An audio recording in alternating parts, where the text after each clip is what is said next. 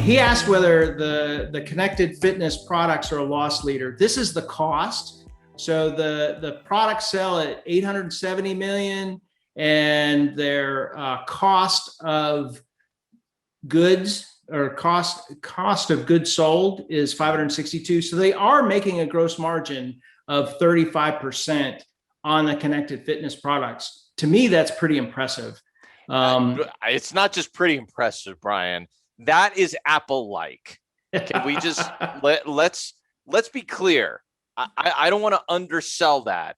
That is an Apple-like gross margin, Brendan. That is a phenomenal gross margin on hardware. I mean, at the risk of overselling it, like once you start getting either close to or into the 40s, and Peloton's been in the 40s before, they've deliberately brought that number down as they've lowered the price on the bike. So they've actually lowered it deliberately down to 35% because they could.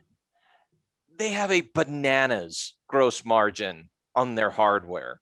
So yeah, thank you for showing that, Brian. Yes, that is exactly what I was talking about. And it could also be higher because they're spending all this time expediting too. Right. And the other thing that pre-course, I get in my manufacturing and distribution background back up.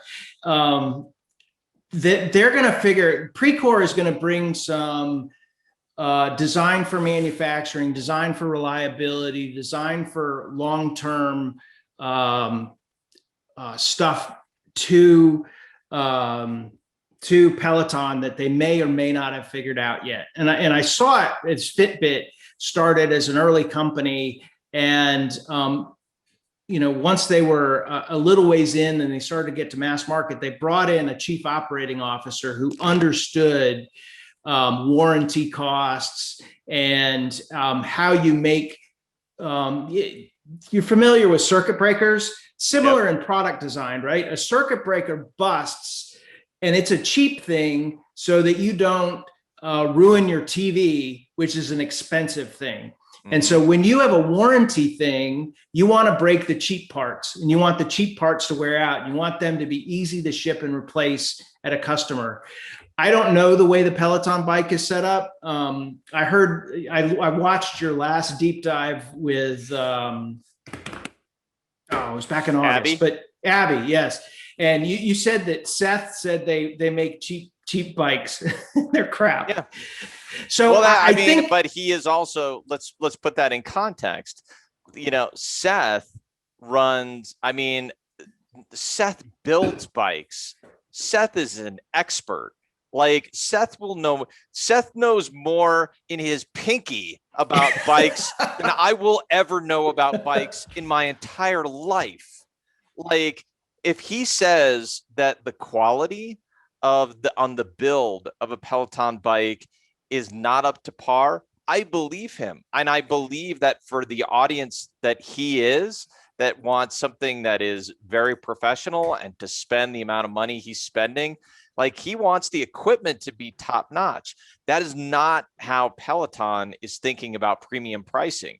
Their premium price is not in the hardware of the bike, even though they consider it decent. But I'm going to go with Seth on this one. The premium that they're putting into it is the community and the content. Like the content is the piece where Peloton is putting a lot of their money into it. I mean, they're putting money into a partnership with Beyonce. That should tell you a lot. Should tell you a lot.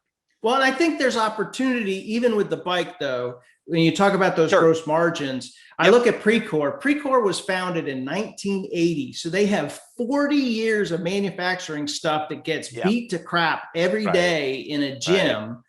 And I'm sure they have a refurb program and a warranty program. And, the gym's calling these guys up going, my thing broke. That's the last thing that they want. So this partnership is so smart. And I think they're going to make their bikes way better over time and bring in the manufacturing smarts of the heavy equipment with the digital capabilities of Peloton, I think is an exciting match.